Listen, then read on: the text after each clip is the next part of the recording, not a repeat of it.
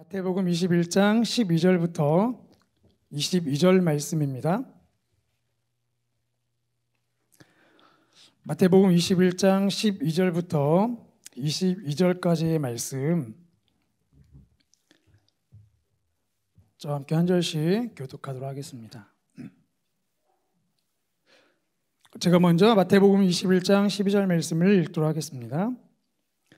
예수께서 성전에 들어가사 성전 안에서 매매하는 모든 사람들을 내쫓으시며 돈 바꾸는 사람들의 상과 비둘기 파는 사람들의 의자를 둘러 엎으시고 받으리라 하였거늘 너희는 강도의 소굴을 만드는도다 하시니라. 맹인과 저는 자들이 성전에서 예수께 나오매 고쳐주시니 예수께서 하시는 이상한 일과 또 성전에서 소리질러 호산나 다윗의 자손이여 하는 어린이들을 보고 노하여 예수께 말하되 그들이 하는 말을 듣느냐? 예수께서 이르시되 그렇다. 어린 아기와 젖먹이들의 입에서 나오는 찬미를 온전하게 하셨나이다 함을 너희가 읽어본 일이 없느냐 하시고 거기서 유하시니라. 이른 아침에 성으로 들어오실 때에 시장하신지라. 길가에서 한 무화과 나무를 보시고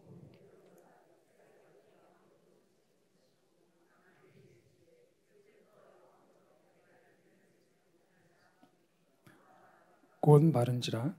제자들이 보고 이상히 여겨 이르되 무화과 나무가 어찌하여 곧 말랐나이까. 베르시되 내가 진실로 너희에게 이르노니 만일 너희가 믿음이 있고 의심하지 아니하면 이 무화과에게 된 이런 일만 할 뿐 아니라 이 산더러 들려 바다에 던져지라 하여도 될 것이요. 함께 읽겠습니다.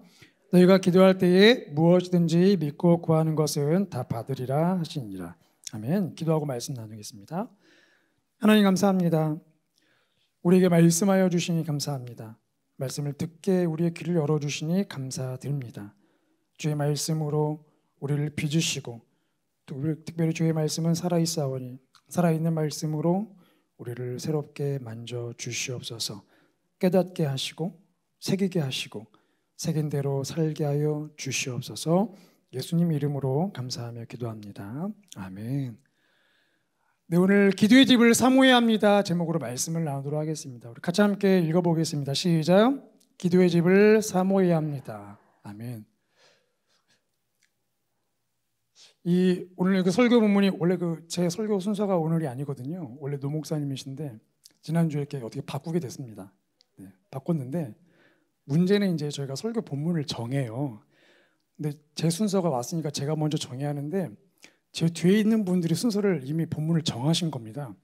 그래서 본의 아니게 오늘 본문을 지난주에 받게 됐어요. 근데 제가 왜 내가 정해야지 왜 본인들이 다 정하고 앞에 남겨진 걸 나한테 주는 그런 마음으로 성경을 펼쳤습니다. 펼쳤는데 지난주에 펼쳐서 이렇게 읽는데 이게 12절을 읽고 13절을 읽고 그 다음에 진행이 안 되는 거예요. 그러니까 하나님께서 이 말씀 구절을 통해서 요즘 막 제가 생각하고 있는 이 부분들을 계속 깨우시는 겁니다. 다음 구절이 진행이 안 되더라고요. 그러면서 이 본문 말씀을 가지고 원래 지난주니까 좀 고등부 설교도 준비해야 하는데 이 본문 말씀이 계속 머릿속에 맴도는 겁니다. 그래서 이 말씀이 저에게 굉장히 강한 울림을 주시려나 보다. 그렇게 해서 말씀을 계속 묵상하는 시간을 가졌습니다. 그러면서 하나님께서 순서를 바꾼 것도 하나님의 뜻인데 이 본문을 주신 것도 저에겐 개인적으로 하나님의 뜻이구나. 그럼 제가 요즘 이제 하나님하고 그런 이런 좀 재미난 놀이를 좀 해요. 이번에 이제 어떤 걸 또 요구했냐면 하나님 이 본문을 저에게 주신 거면 수요복 예배 몇 명 올까요? 막 이런 것도 물어봐요. 왜냐면 제가 매주 앞에 서잖아요. 서면 이렇게 사람들 인원을 세진 않는데 대략 이렇게 위치들 있잖아요. 대략 위치들. 그러면 이렇게 여기 오늘 비어 있네. 오늘 안 오셨네. 뭐 이런 여기 원래 없었는데 누구 오셨네. 뭐 이런 것들이 이렇게 보이잖아요. 그래서 몇 명 올까요? 뭐 이렇게 물어봤어요. 지난주에 설교 준비하면서 재밌어가지고 왜냐면 또 성전 얘기잖아요. 그래서 몇 명 올까요? 저한테 몇 명 올 거냐 뭐 이런 마음을 주신 것 같아서 74명이 이랬습니다. 74명. 제가 그럼 막 표복성 부르는 시간이 금방 샜거든요. 73명이네요. 73명인가 3명인가 뒤인지 모르겠는데 73명인 것 같아요. 제가 100명 말씀드릴 걸. 제가 그런 생각이 들었습니다. 아무튼 이거 말씀을 준비하는데 지난주에 너무 제가 웃긴 거예요. 그래서 제가 이 말씀 묵상하면서 제 안에 오는 강한 영적 전율이 있다면 또 하나님께서 성도님들에게 주시는 또 다른 전율이 있겠다라는 마음이 듭니다. 오늘 본문은 예수님께서 성전에 들어가신 이야기입니다. 저희가 잘 아는 본문이죠. 성전에 들어가 성전을 정화하시는 내용. 근데 제가 이 본문을 읽다가 막혀가지고 제가 이렇게 본당에 올라왔었거든요. 그리고 지난주 금요일 날 조명하고 제가 성경 말씀 읽는데 문득 예수님께서 만약에 이곳에 지금 성전에 들어오신다면 오늘 본문에 일어난 일들이 과연 우리에게도 일어날까? 아니 일어나지 않는다는 보장이 있을까라는 문득 그런 두려움이 몰려왔습니다. 만약 오늘 예수님께서 이 본문, 이 성전에 들어오신다면 오늘 종교 지도자들에게 하시는 말씀과 또 병자들을 고친 사건과 제자들이 등장하는데 과연 우리는 누구에게 속해 있게 될 것이고 각자에 나타나는 영적 변화가 과연 우리한테 어떻게 올까라는 그런 두려움이 제 안에 먼저 이렇게 몰려오더라고요. 그러면서 말씀을 준비하면서 그런 영적 전율들이 왔습니다. 오늘 함께 이 말씀을 세 가지 흐름으로 제가 볼 텐데 우리 안에서도 하나님이 주시는 깨달음과 또 돌이킴들의 은혜가 있기를 소망합니다. 오늘 이곳에 정말 들어왔다가 나가는 우리의 이 발걸음의 무게가 정말 달라지기를 소망하고 축복합니다. 우리 먼저 12절 말씀을 같이 읽겠습니다. 시작.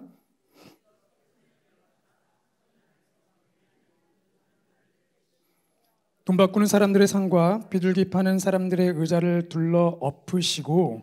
아멘. 첫 번째 우리가 살펴볼 말씀은 기도의 집이 무너지면 강도의 소굴이 된다라는 것입니다. 예수님께서 성전에 들어가셨습니다. 여기 성전은 이스라엘에서 성전이 총 3개가 있었죠. 솔로몬이 지은 성전이 있었고 이스라엘 멸망한 다음에 수르바벨이 와서 지었던 성전이 있었고 이 마지막 헤롯 성전, 3개의 성전 중에 가장 영적 의미가 없는 성전이 바로 헤롯 성전이었습니다. 헤롯이 성전을 지어줄 때는 정치적 목적으로 지었죠. 유대인들의 환심을 사기 위해 유대인들이 가장 중요하게 여기는 그 성전을 지어줌을 통해서 내가 왕으로서 인정을 받고 싶어 했던, 그리고 성전을 지으면서 종교 지도자들과 무언의 결탁들을 했던 아주 정치적 목적으로 지어진, 더러운 목적으로 지어진 성전입니다. 예수님께서 그 성전에 왜 들어가셨을까? 사실 그런 목적으로 지어진 성전이면 의미가 없을 텐데 왜 그 성전에 들어가셨을까? 성전에 들어가셔서 하신 일이 크게 3가지죠. 성전 안에서 매매하는 모든 사람들을 내쫓았습니다. 다 나가라고 했죠. 그리고 돈 바꾸는 사람들 테이블을 다 엎으셨습니다. 그리고 비둘기 파는 사람들의 의자를 둘러 엎으시죠. 왜 이런 일을 예수님께서 하셨을까? 예수님이 가신 이 성전에 여러 구역이 있었는데 그 당시에 이방인의 뜰이라고 해서 웬만한 사람들이 자유롭게 드나들 수 있는 그 이방인의 뜰이 있었습니다. 그곳에서 예수님께서 이 일을 하신 건데 당시 예배를 보면 이스라엘 사람들은 1년에 3번 남자들은 성전에 와서 예배를 드려야 합니다. 그러면 각기 제물을 가지고 와서 예배를 하나님께 제물을 드려야 하는 거죠. 그럼 그 제물을 가지고 오게 됩니다. 그런데 이 제물이 흠이 없어야 하잖아요. 그러면 이제 가져오다 보면 뭐 양을 많이 끌고 오다가 양의 다리가 푹 분질러 있습니다. 그럼 그 양을 못 드리거든요. 그럼 다시 집에 가서 새로운 양을 데리고 와야 돼요. 그러니까 제물을 가져올 때 얼마나 그 정성으로 이렇게 막 안고 막 이러지 않았겠습니까? 그러니까 이 멀리서 지방에서 오는 사람들은 얼마나 고생입니까? 기차도 없으니까 그 양을 끌고 와야잖아요. 목말라 죽으면 안 되니까 계속 물 먹이면서 데려오지 않았겠습니까? 뭐 양이 아니더라도 그렇죠. 뭐 비둘기 한 마리라도 세상에 있는 비둘기 죽으면 안 되니까 계속 모이 주고 물 주고 뭐 이런 거 안 했겠습니까? 그러니까 그러다 보니까 이 재물을 챙기는 게 힘든 거예요.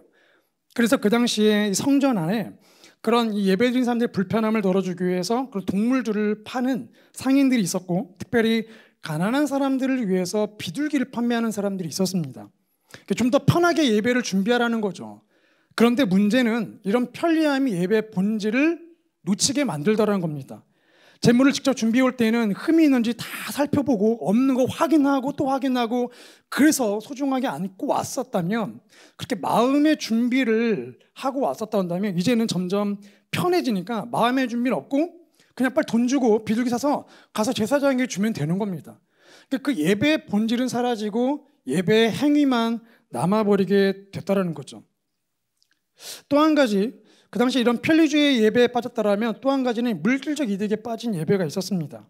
당시엔 성전세를 내야 하는데 성전세를 내려면 이스라엘 화폐로 내야 하거든요. 근데 로마의 식민지니까 로마 화폐가 대부분이었겠죠. 그래서 로마 화폐를 가진 사람이 성전에 와서 성전세를 내기 위해서 유대인의 화폐 세겔로 바꿔야 하는 건데, 문제는 바꿀 때에 환전을 할 때에 이자를 또 내야 하는 겁니다. 그러니까 이 환전하려면 환전한 데 들어오는 이자를 또 챙겨와야 하는 거예요. 자, 그럼 이자를 냈으면 그걸로 뭐 하느냐? 이 환전소들이 거기서 환전소 자리를 잡기 위해서 대제사장과 종교 지도자들과 결탁을 해서 자리세를 내요. 그리고 거기서 환전을 하는 겁니다. 그러니까 결국 환전상들이 거기에 환전을 하고 얻는 이득의 일부가 누구한테 들어가냐면 종교 지도자들에게 들어가는 겁니다. 종교 지도자에게는 굉장한 수입원인 거죠. 또 한 가지, 제사장들이 이제 사람들이 재물을 가져오면 흠이 있나 없나를 확인해야죠. 확인을 없으면 통과, 그래서 그걸로 예배를 드리는데, 이 사람들이 이제 돈에 미치니까 흠이 없어도 흠이 있으니까 안 돼. 다시 새로운 것 데려와. 그러면 그 사람들 어쩔 수 없이 가서 근처에 있는 비둘기로 사야 하는 거죠. 근데 그 당시 비둘기 시세가 시중가에 80배였다는 기록도 있습니다. 그러니까 도둑들이 그 안에 있는 거죠. 그래서 그러면 비둘기 사고 자기가 가져온 재물 못 쓰니까 어딘가 팔지 않았겠습니까? 그러면 팔았으면 그것을 산 사람이 그거를 다시 재물로 환갑시켜서 다시 재판매하는 겁니다. 그렇게 해서 또 얻는 이득이 또 종교 지도자들에게 들어가는 겁니다. 그러니까 이게 편리주의에 빠진 예배도 문제지만 거기 안에 물질적 이득에 빠진 예배가 되어버리던 거죠. 근데 왜 이런 일이 일어나게 되었을까? 13절 말씀에 그 비밀이 있습니다. 13절 같이 읽겠습니다. 시작.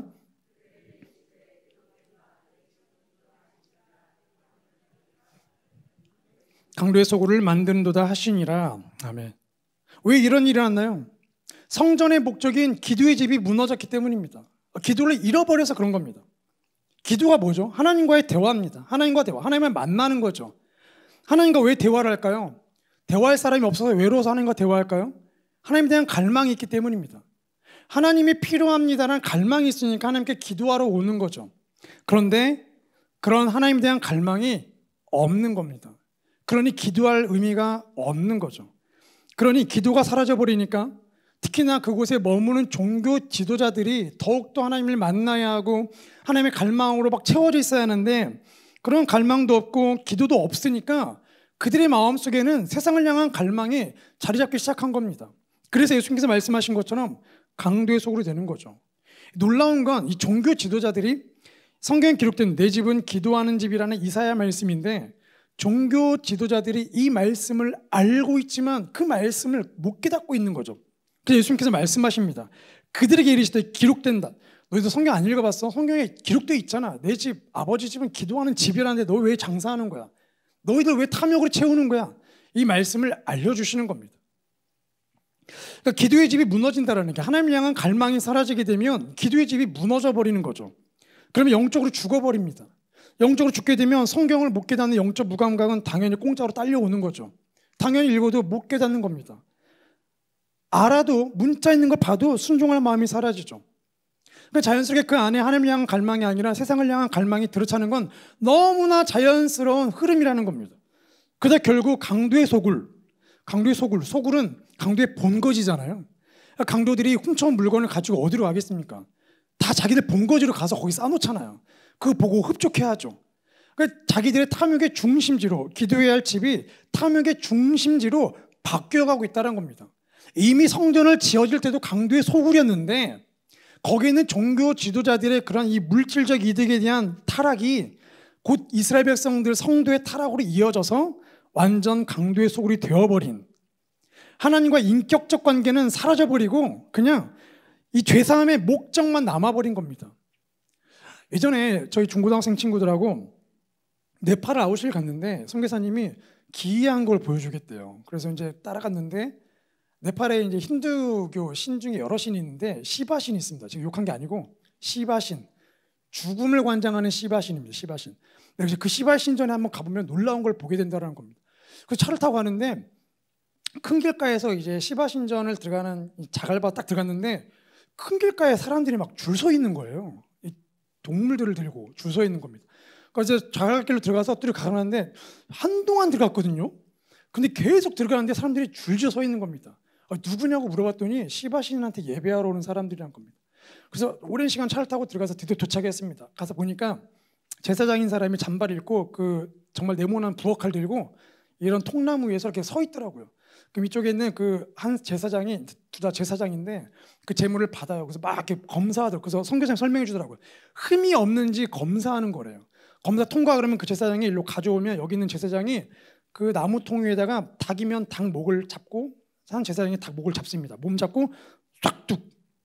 염소 양 같은 경우에도 몇 번 해서 싹둑. 근데 그거를 이 가져온 사람들이 보면서 막 뭐라고 외치는 거예요. 그러면서 뭐라고 이제 통역해 주냐면 고맙습니다, 고맙습니다. 난 자유다 이렇다는 거예요. 그리고 그걸 뭐 하냐 물어봤더니 그거 다 제사장이 먹는데요. 그럼 그 사람들은 다 가는 겁니다. 근데 정말 보니까 이스라엘 백성들처럼 가난한 사람들은 진짜 그 새를 데려오더라고요. 새요. 근데 부한 사람들은 염소를 끌고 오더라고요. 그러면서 이게 시바신에게 예배를 드리는 사람들의 정성이다.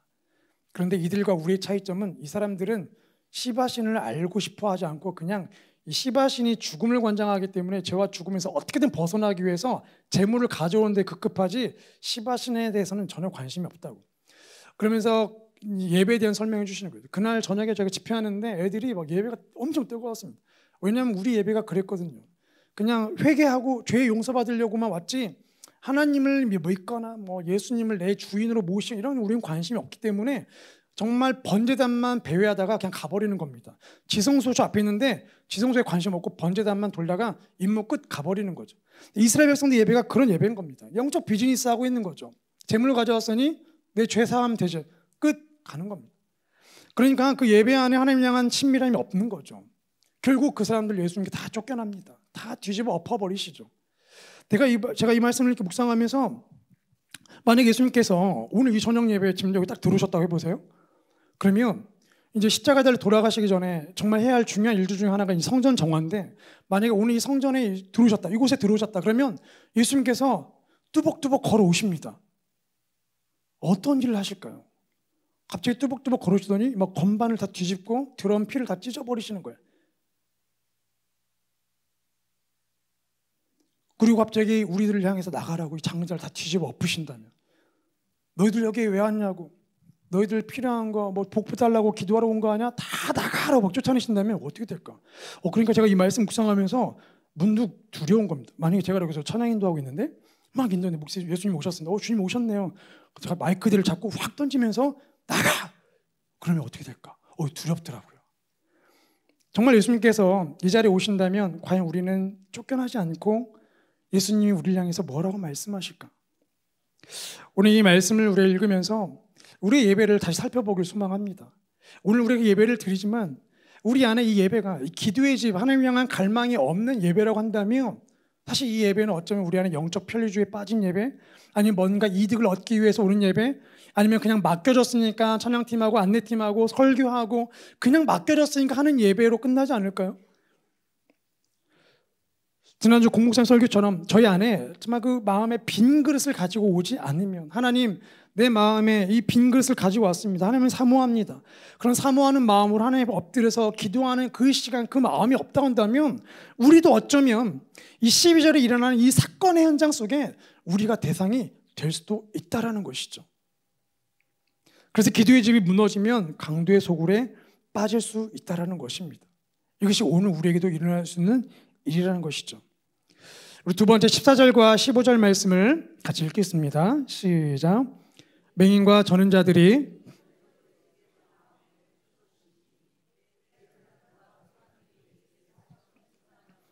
또 성전에서 소리질러 호산나 다윗의 자손이여 하는 어린이들을 보고 노하여. 두 번째 저희가 보게 되는 것은 기도의 집이 무너지면 영적 대세를 놓쳐버린다는 것입니다. 예수님께서 성전에 오셔서 성전 정화를 하셨어요. 그리고 맹인들과 저는 자들을 고쳐주셨습니다. 아마도 이 병자들, 앞을 못 보는 사람들과 이 저는 자들이 예수님을 만난 그 현장을 보면 성전에서 쫓겨난 사람들과 큰 차이점이 있죠. 오히려 성전에서 오랫동안 그곳에 자리를 잡고 여기가 내 자리라고 어쩌면 정말 그곳이 자기의 평생 자리인 것처럼 살았던 사람들은 다 쫓겨났는데 오히려 이 병자들은 쫓겨나는 게 아니라 예수님께 환대를 받습니다. 똑같은 필요로 가지고 왔지만 그거에 대한 결과는 너무 다르다는 겁니다. 왜 그럴까요? 이 맹인과 저는 자들이 예수님께 온 이유, 그들은 앞을 못 봅니다. 아마도 앞을 못 보기 때문에 평생 의사로서 고칠 수 있는 그런 기술이 없기 때문에 어쩌면 눈이 앞이 안 보이는 것과 다리 저는 거는 그냥 평생 내가 이러고 살아야 하나 보다 포기하는 그런 상황일지도 모릅니다. 그런데 예수님 소식을 들은 거죠. 예수님이 성전에 오셨대요. 야, 언제 오시나 때 드디어 오신 겁니다. 그 예수님에 대한 갈망으로 온 거예요. 예수님을 만나면 내 인생 바뀔 수 있다는 겁니다. 내 이 어두운 흑역사가 바뀔 수 있다는 갈망으로 찾아온 거죠. 그들이 이 14절 말씀 보면 예수께 나옴에 나왔다는 단어를 보면 그냥 예수님께 왔다라는 단어 앞에 어떤 전치사가 붙냐면 어디로라는 방향이 붙는 전치사가 붙어 있는 단어입니다. 그러니까 정확히 표현하면 예수님이 있는 곳으로 나오메라는 뜻입니다. 근데 이 전치사가 주로 성경에 이렇게 쓰인대요. 무엇을 간절히 바라는 마음, 심정으로 방향을 잡고 갈 때 쓰는 전치사라는 겁니다. 그러니까 그들이 끌려온 것도 아니고 지나가다 들린 것도 아니고 예수님이라는 분명한 목적을 가지고 왔다라는 거예요. 예수님이 그들을 향한 그 갈망을 보시고 그들을 고쳐주신 겁니다. 똑같은 갈망인데 세상을 향한 갈망을 가진 사람은 쫓겨났지만 하나님을 향한 갈망을 가진 사람들은 환대받고 고침받고 돌아갔다는 거죠. 그래서 성전이 이 개인의 물질적인 목적, 내 이 육적인 목적을 채우기 위한 강도의 소굴이 아니라 사람을 고치고 사람이 영적으로 회복되어야 하는 아버지의 집이라는 것을 예수님께서 직접 보여주신 겁니다. 아마 그들은 얼마나 기뻐하며 돌아갔겠습니까? 그 갈망의 결과를 맛본 거잖아요. 근데 놀라운 건 그 장면을 본 대제사장들과 서기관들의 반응이죠. 그들은 성전의 의미를 제대로 회복시켜주고 있는 그 예수님의 모습을 보면서 또 병을 고쳐준 예수님의 모습을 보면서 심지어 그걸 보면서 와 정말 이 메시아에게 드리는 그 찬양 호산나 다윗 자손이여 이 메시아를 향한 찬양을 어린이들이 부르니까 그 모습을 보고 화가 나죠. 분개했습니다. 노발대발 화를 냈죠. 왜 화를 냈을까요? 그들의 이권을 갖고 있던 성전을 예수님께서 정리하고 있기 때문이에요. 즉 그들 향한 이 세상을 향한 갈망을 얻어갈 수 있는 자리가 다 뺏기기 시작하고 무너지기 시작하는 거죠. 더구나 백성들이 자기들을 바라보고 자기들 말만 듣고 살아야 하는데 예수님을 보기 시작하니까 그 기득권이 뺏긴 거에서 화가 나기 시작한 겁니다. 그런데 물론 화를 낼 수 있죠. 그럴 수 있지 않겠습니까? 그런데 문제는 안타까운 건 영적 대세를 놓쳐버렸다는 겁니다. 하나님을 향한 갈망이 없으니까 이 종교 지도자들의 기도가 없고 기도집이 무너지니까 하나님이 보내주신 예수님을 인정하지 못했죠. 기적을 보고도 깨닫지 못하고 무덤덤해졌죠. 오히려 그 기적을 보면 볼수록 세상을 향한 갈망이 그 욕심이 더 막 우글우글 거리는 겁니다. 그게 안 채워지니까 더 화가 난 거예요. 결국 일어나지 말아야 할 일이 일어나게 됩니다. 16절 17절 말씀을 같이 읽겠습니다. 시작. 예수께 말하되 그들이 하는 말을 듣느냐?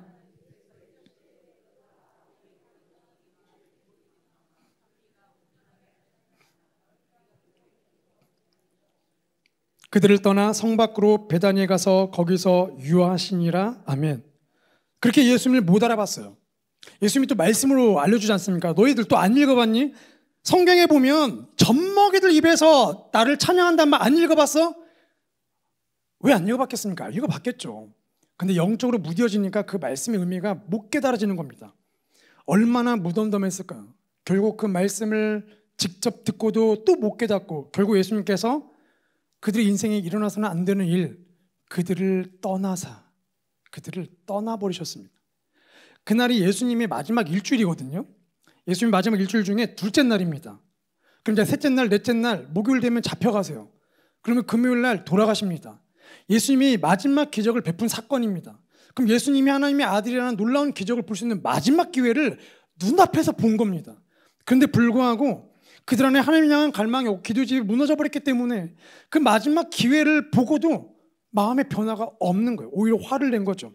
결국 예수님께서는 그들에게 마지막 기회를 주고도 이제는 아예 그들 앞에서 모습을 감춰버리십니다. 더 이상 뭐 얘기해도 깨달음이 없을 것 같으니까 그냥 떠나버리시죠. 만약 예수님께서 우리 안에 오신다면 우리 안에 어떠한 일이 일어나게 될까? 두 번째, 그런 두려움이 몰려오는 겁니다. 만약 오늘이 우리 안에 마지막 예배라고 한다면 오늘 예배 가운데 우리가 예수님을 만나고 가슴이 정말 뜨거워지고 지난 삶을 돌이키게 되고 하나님을 더 알고 싶은 갈망, 기도의 집이 세워지지 않는다고 한다면 만약에 오늘이 마지막이란다면 예수님이 우리를 떠나시면 어떻게 될까? 그런 두려움이 오기 시작하더라고요. 작년 가을 부흥 집회 이후로 제 안에 막 그런 한 가지 여러 갈망이 있는데 그 중에 한 가지 갈망이 예배에 대한 갈망이었습니다. 예배에 대한 갈망. 이렇게 수요부흥 예배 때 이렇게 정말 은혜 가운데 앞에서 찬양 인도를 이렇게 하지만 예배 인도할 때마다 이렇게 막 예배하신 성도님들 보면 막 울컥할 때가 매주 울컥하게 돼요. 근데 그걸 이제 뒤에서 이렇게 참죠. 그러면서 하나님 이런 일들이 정말 많았으면 좋겠습니다. 그런 기도를 늘 하게 되는데 이번에 이제 봄 부흥 집회 때 그런 예배에 대한 갈망 외에 또 한 가지 불을 저에게 지피셨습니다. 기도에 대한 부분이었어요. 그래서 작정했습니다. 하나님 그러면 어차피 저희 중고등부 예배실도 옮겨졌고 저기는 길 하나 건너는 게 얼마나 어려운지 참 가기도 어렵고 그래서 마침 옮겨주셨으니까 그리고 거기는 성도님들이 밥 먹는 식당이라면 중고등학생들이 영적 양식을 먹어야 하니까 성도님들이 거기서 매주마다 식기도 하셨잖아요. 이제 식기도 외에 또 다른 기도를 쌓아야겠다. 그래서 한 시간씩 이제 여호사올에 가서 기도하기로 했습니다. 근데 이렇게 기도를 하면서 드는 생각이 그런 겁니다. 하나님께서 제 안에 이런 갈망을 주시고 영적 변화를 주셨는데 소식 들어보면 성도님들께서 다양한 그런 변화의 소식들이 있잖아요. 어떤 분은 말씀에 대한 사모가 막 일어나고 기도에 대한 사모가 일어나게 되고 다양한 모양으로 우리 안에 여러 갈망을 주셨습니다. 그런데 그런 갈망을 주신 거에 대해서 막 소식을 들으면 너무 기쁜 거예요. 그게 뭐 어떤 방언의 모습이든 치유든 그것이 무엇이든 간에 뭔가 그 사모함의 소식을 들으면 너무 좋은 겁니다. 그런데 제가 주일 예배를 드릴 때마다 너무 안타까운 거예요. 저희 애들은 관심이 없어요. 고등부들은 관심이 없습니다. 그래서 이사 오게 되면서 제가 기도해서 하나님 이사도 했고 보통 개척교회 이렇게 시작하면 막 부흥 집회 하시잖아요. 개척교회 시작한다는 마음으로 한 달 동안 부흥 집회 하겠습니다. 그래서 고등부 예배를 부흥 집회 드리고 있는데 제가 기도하면서 그런 마음이 드는 거 하나님 우리 아이들이 우리 교회 안에 부어지는 그 영적 대세가 흐름이 있는데 이 흐름에 절대 벗어나지 않게 해주십시오. 한 명이라도 발 하나라도 걸칠 수 있다면 발 하나 걸치면 끌려가면 되잖아요. 질질 끌려가면 되잖아요. 주님 영적 대세에서 벗어나지 않게 해주십시오. 기도하게 되더라고요. 마찬가지입니다. 저희들도 기도의 집을 세우지 않으면 하나님께 하나님의 갈망을 사모하지 않으면 영적 대세에서 그냥 자연스럽게 밀려나 버립니다. 그러면 인생 끝이라는 거죠. 예수님 떠나시면 인생 끝입니다.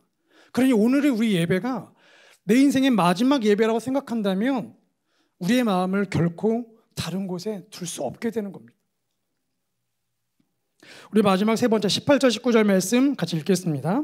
시작. 이른 아침에 성으로 들어오실 때에 시장하신지라 길가에서 한 무화과 나무를 보시고 그리로 가사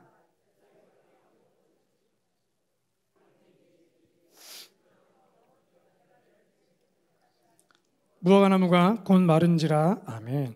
세 번째 기도의 집은 믿음으로 세워진다는 것입니다. 얼마나 감사한 내용인가요? 예수님께서 다음날 아침에 일어나셔서 성전으로 다시 들어오시는데 시장하신 거예요. 길가에서 마침 무화과 나무를 보셨습니다. 그런데 찾아보니까 이파리밖에 없는 거예요. 그래서 저주를 합니다. 그래서 무화과 나무가 말라버렸더라. 마가복음 11장을 보면 똑같은 본문인데 월요일 아침에 예수님께서 무화과 나무를 보시고 저주하셨고 다음날 아침에 그 길을 가다가 무화과 나무가 마른 걸 봤거든요. 시간적으로는 차이가 있는데 중요한 건 무화과 나무를 저주하니까 말라버렸다는 겁니다. 그런데 너무하신 거 아닙니까? 무화과 나무가 뭐 인격적인가요? 내가 열매를 맺어야지 해서 열매를 뭐 뽑아낼 수 있는 게 아니잖아요. 이게 시즌에 따라 열매가 나오는 시즌이 있는 거잖아요. 특별히 예수님께서 성전에 들어가시는 이날은 3, 4월이거든요. 놀랍게도 무화과 나무는 5, 6월에 열매가 맺기 시작해서 9월, 10월에 수확하는 열매입니다. 그럼 무화과 나무 입장에서 얼마나 억울합니까? 아니 당신이 나를 지금 만들어 놓고 당신이 열매 맺는 시즌을 정해놓고는 아니 왜 지금 열매를 맺지 않는 시즌인데 왜 나에게 열매가 없다 화를 내고 왜 말라 비틀어 버리는 거냐고 무화과 나무가 얼마나 억울하겠습니까? 그런데 예수님께서 말씀하시는 건 내가 만든 시즌에 내가 명령한 열매를 맺어야지 이게 얘기를 하시는 게 아니라 무화과 나무의 목표는 딱 하나입니다. 열매를 맺는 거죠. 이걸 통해서 말씀하시는 건 종교적 열심은 있지만 영적 열매가 없는 그 성전에 살아가는 성전 속에 살아가는 사람들의 모습을 상징적으로 보여주신 겁니다. 이 종교 형식주의에 빠져서, 편리주의에 빠져서, 물질 이득에 빠져서 아무런 갈망이 없이 그냥 예배에 나오는 무덤덤한 영적 열매가 없는 이 세대를 향해서 예수께서 말씀하신 거예요. 열매가 없으면 말라버릴 것이다. 종교 지도자를 떠나버린 예수님의 모습인 거죠. 그런데 단지 이것만 보여주신 게 아니라 참 감사한 건 예수님께서 이거를 통해서 제자들에게 기도에 대한 말씀을 주셨다는 것이죠. 21절과 22절 말씀 같이 읽겠습니다. 시작. 내가 진실로 너희에게 이르노니 만일 너희가 믿음이 있고 의심하지 아니하면 이 무화과 나무에게 된 이런 일만 할 뿐 아니라 이 산더러 들려 바다에 던져지라여도 될 것이요 너희가 기도할 때에 무엇이든지 믿고 구하는 것은 다 받으리라 하시니라. 아멘. 얼마나 감사한가요? 예수님은 종교 지도자들을 떠나버리셨는데 제자들을 떠나진 않았어요. 우리 제자들이 물어보니까 그 의미를 설명해 주십니다. 참 큰 은혜죠. 너희가 믿어 의심하지 않으면 이보다 더 큰 일을 할 것이다. 저기 산 보이지? 갈람산 보이죠? 감람산 너희 명령하면 감람산 움직여서 바다로 던져질 거야. 산을 옮기는 놀라운 일을 너희가 행할 것이라고 말씀하십니다. 여기서 알게 되는 비밀이 있죠. 기도의 집을 세우는 열쇠는 바로 이 믿음이라는 거예요. 믿음. 기도의 집을 우리가 세우고 싶다고 세울 수 있는 게 아니라 믿음이 있어야 하는 거예요. 믿음. 여러분 믿음이 뭔가요? 히브리서 기자는 믿음을 아주 정확하게 설명합니다. 믿음이란 하나님이 살아계신 것과 그분을 찾는 자에게 하나님이 상 주시는 이라는 것을 믿어야 한다. 이 두 가지를 말씀하시죠. 하나님이 살아계신 건 누구나 다 믿습니다. 많이 믿죠. 근데 중요한 건 두 번째 믿음입니다. 하나님께 내가 구할 때에 하나님이 나에게 주시는 걸 믿지 않으면 어느 누구도 기도하지 않습니다. 그러니까 하나님을 향한 갈망이 없으면 기도하지 않게 된다는 거예요. 하나님을 사모하지 않으면 기도하지 않게 된다는 겁니다. 더 놀라운 건 그 영적 사모함이 없으면 기도하지 않게 되죠. 제가 여기 올 때에 성도님들 한번 이 삶을 생각해 보십시오. 여기 올 때에 하나님 제가 이제 저녁을 다 준비 마치고 먹고 자 제가 이제 예배하러 갑니다. 자 엘리베이터 탑니다. 하나님 엘리베이터 보내주세요. 기도하셨나요? 기도하지 않습니다. 하나님 제가 여기를 갈 텐데 횡단보도 건너서 공사장 지나는데 죽지 않고 무사히 오게 해주십시오. 기도하십니까? 기도하지 않거든요. 그러니까 우리 삶을 보면 기도하지 않아도 살아가는데 아무런 문제가 없는 일들이 참 많습니다. 그러니까 굳이 기도할 필요를 많이 못 느끼죠. 이게 무슨 말인가요? 우리 안에 영적 갈망에 대한 것이 없으면 기도할 일이 없다라는 겁니다. 단지 기도할 일이 생긴다면 하나님 내 육적인 이것을 좀 고쳐주시고 채워주십시오. 물론 그걸 통해서도 우리 안에 영적 갈망이 시작되는 케이스도 많지요. 근데 중요한 건 믿음이라는 건 믿음. 하나님이 살아계신 걸 믿는다면 내가 그 하나님 앞에서 어떻게 반응할 것인가. 주와 그리스도의 교회라는 그 교회가 있는데 그 목사님하고 잠깐 통하다가 교회 이름을 왜 그렇게 줬어요? 물어봤습니다. 주와 그리스도. 사도행전의 말씀이잖아요. 너희가 죽인 예수를 주와 그리스도가 되게 하셨느니라. 무슨 뜻이에요? 물어봤더니 그리스도는 구원자잖아요. 주는 주인이잖아요. 우리는 예수님을 구원자로 믿는데 주인으로는 모신 일이 없다는 겁니다. 한번 구원받으면 끝. 이제 내 인생, 내 마음껏, 내 자유대로 산다는 거예요. 그래서 중요한 건 그리스도도 중요하지만 주라는 단어가 중요하대요. 그래서 주와 그리스도 교회로. 제가 그 말씀 듣고 맞구나 싶습니다. 우리가 하나님을 향한 갈망을 간다는 게 그런 것이죠. 기도의 집을 세운다는 게 그런 것입니다. 하나님을 향한 갈망, 하나님 내 인생을 다스려 주십시오. 하나님에 대한 예수 그리스도에 대한 주되심을 인정하지 않으면 우리는 절대 기도하지 않게 된다는 겁니다. 기도의 집이 세워질 수가 없는 것이죠. 그래서 제자들에게 너희가 기도하면 더 놀라운 일이 일어날 것이다. 기도에 대한 말씀, 믿음에 대한 말씀을 주셨던 것입니다.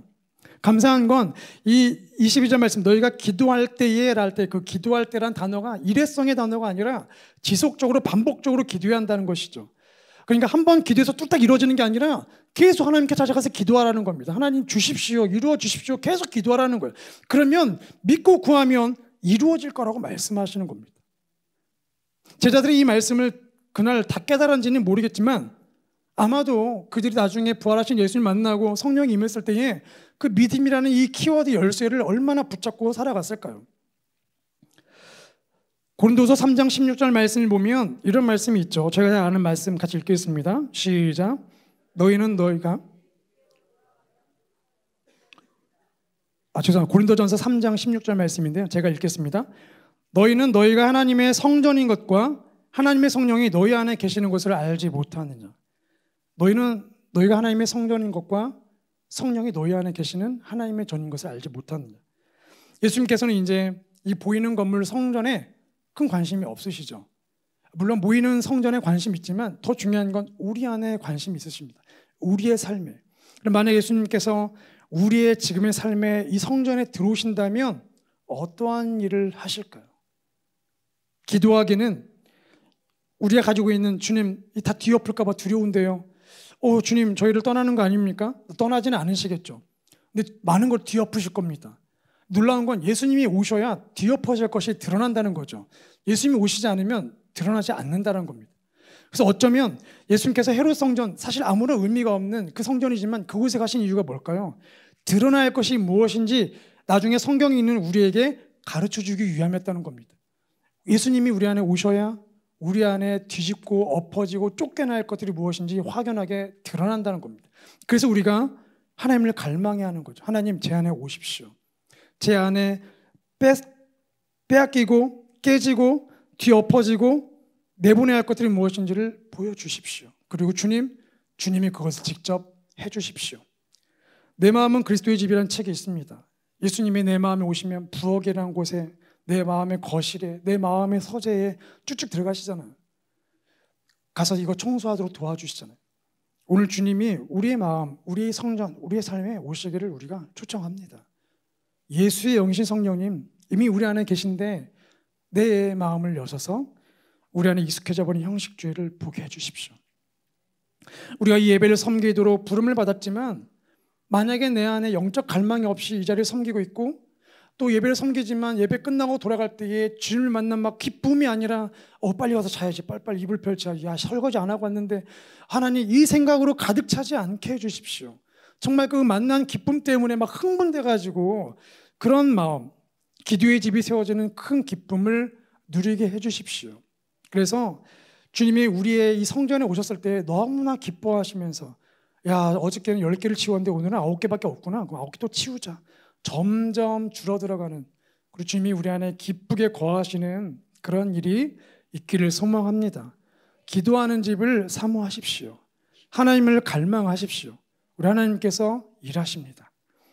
우리 함께 찬양 같이 하실 텐데요, 주께 가까이라는 찬양입니다. 우리가 늘 익숙해지면 화석으로 바뀌는 것 같아요.